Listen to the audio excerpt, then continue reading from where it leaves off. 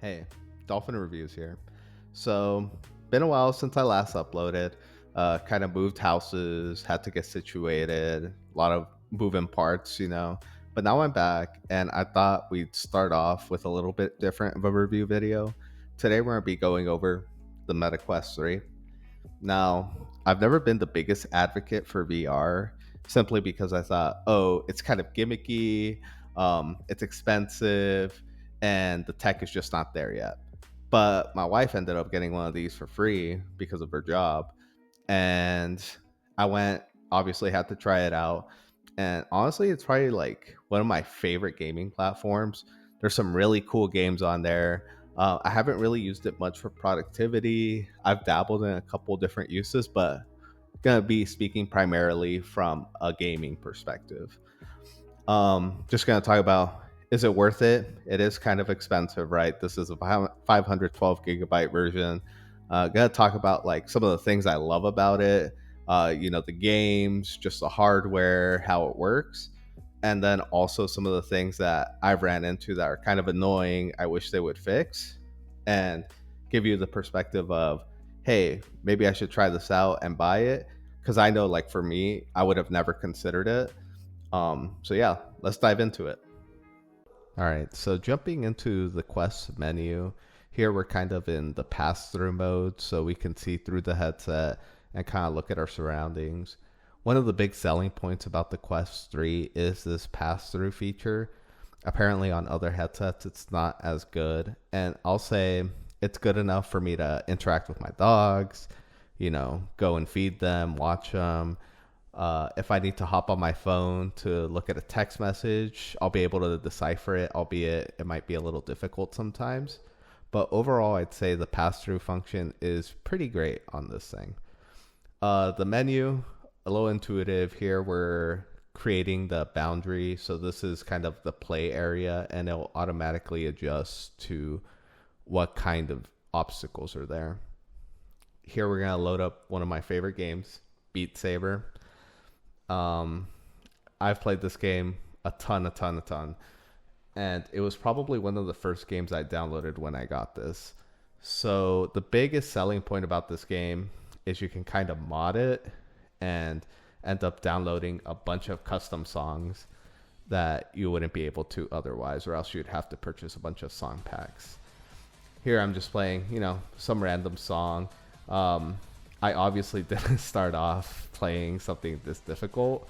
It kind of took some time, but it's a really fun game. Gets you moving. You can really get into the beat, and it definitely kind of works up a sweat if you're playing a bunch and really using the full arm movement when you're playing. The only risk here is you might kind of look like an idiot while you're playing and maybe have some friends over. There is a casting feature to, kind of put this on the TV, but there's a slight delay, which makes it a little annoying. But, playing a game like this is definitely a really fun experience. And if you've ever played something like Guitar Hero, or Rock Band, something like that, kind of showing my age here, I think you would really enjoy this. There's a great song selection if you mod it, and even unmodded, they release a bunch of song packs all the time. And if you were just going to play Beat Saber, I would almost say the quest is worth it just for that alone. Fun experience. Never hated this game, and you should definitely give it a try. Here we're going to load up one of my new favorite games, Pistol Whip. It is so fun, and it works up a great sweat. That's going to kind of be a recurring theme for me. I really like these games that get you moving, get your heart rate up. No, if you play this game, the first few times you play, your legs are going to be dead, going to be squatting a bunch, moving your body a bunch. But it's a really great way to kind of game and not feel like you're just being super lazy. Get a little bit of a workout in, get a little cardio in. It's very immersive, very intuitive to play. And even though I'm not really the biggest fan of the type of music they have in here, I've definitely found some tracks I like. And once you start getting into the groove of it, you're going to start really enjoying it. This is like a rhythm based game, so you shoot the enemies to kind of the rhythm of the song. Um, it's interesting as well because they have like different little challenges, like, oh, you can't reload by yourself, you have to hit someone to get a reload, or you have no bullets, you got to dodge every single bullet, your bullets ricochet, blah blah blah. So you can make it really as hard as you want. And if you don't like the rhythm aspect of it, you can literally just turn that off and make a bunch of enemies spawn, have two guns with infinite ammo, and just bop people. So you could really make the game whatever you want it to be so that you could maximize the type of fun that you're looking for. And let me just say, whenever I've played this with friends, they are super amazed by it and they think it's super cool. I'm laughing because whenever I see my friends play either this game or Beat Saber, they look super ridiculous.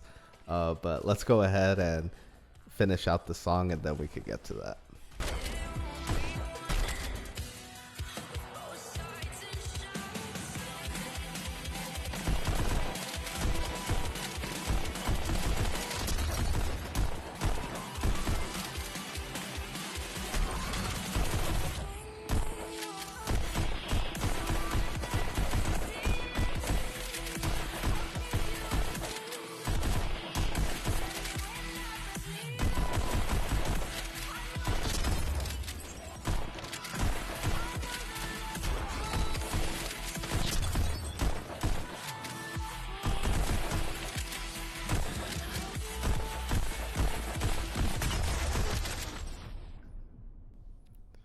Okay, I lied. I suck.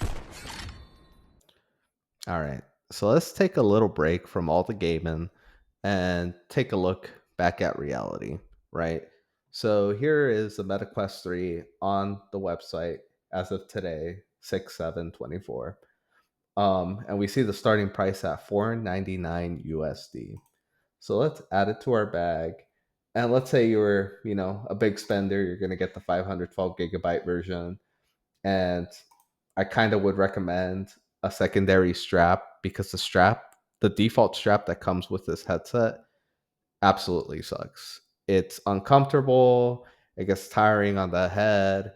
Um, Luckily, ours came with this Elite strap, and that strap's been totally fine. The only problem it has is working with the dock that they have for charging this plus the two controllers.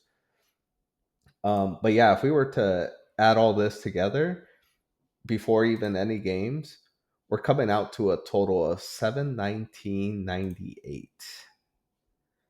So that's quite a hefty price point. And there's probably some additional accessories you would like to get: the charging dock, maybe an additional silicone facial interface, maybe change some of the colors. Um, but all in all, I would say it's definitely worth it. It's a really innovative way to game, and I'm not even touching any of the aspects of productivity or browsing the web. I have dabbled a little with kind of the virtual concerts, and I thought it was kind of a cool concept. It's kind of something to do when you're chilling out, just on the weekend. You want to relax a bit, you could go on there. Um, I would definitely say at this price point, this is probably the best VR device out there. Because once I got into VR, I kind of started looking at, well, is there something better? Can I pay a little more, get something cooler? But it seems like right now this is kind of the top dog in terms of price per performance ratio. But that's not to say the Quest doesn't have any problems. So let's talk a little bit more about that. Some of these issues I've had are one offs, some of them are recurring issues.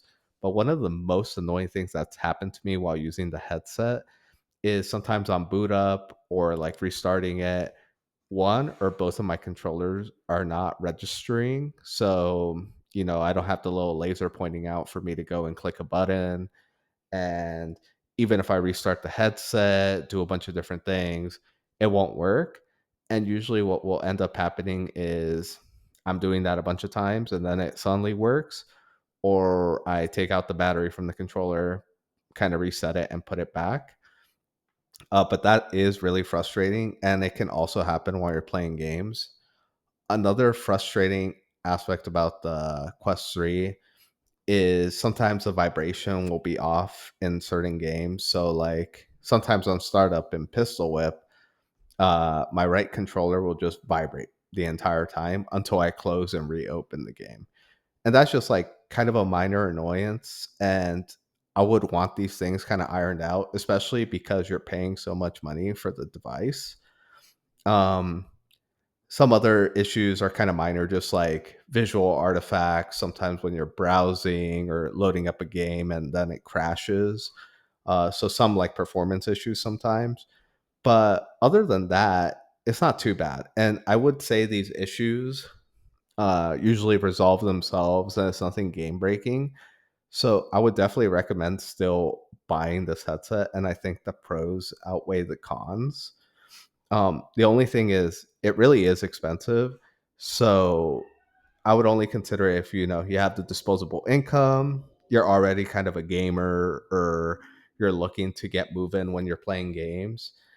And it's a different way to experience games. And I think in the future, there's definitely going to be a lot more support for these type of games. And I'm having my fingers crossed that a new, better headset will come out, because I definitely will buy it. And I think it's a really fun experience. Like, if you've never played a game like this, I think you should try it out. Even the 128 gigabyte headset is probably fine for most people, unless you're recording a ton of videos, you're going to be downloading a ton of games, a ton of movies. um but yeah, like, go get one. I think it's a great investment, and let me know how that turns out. And that's it.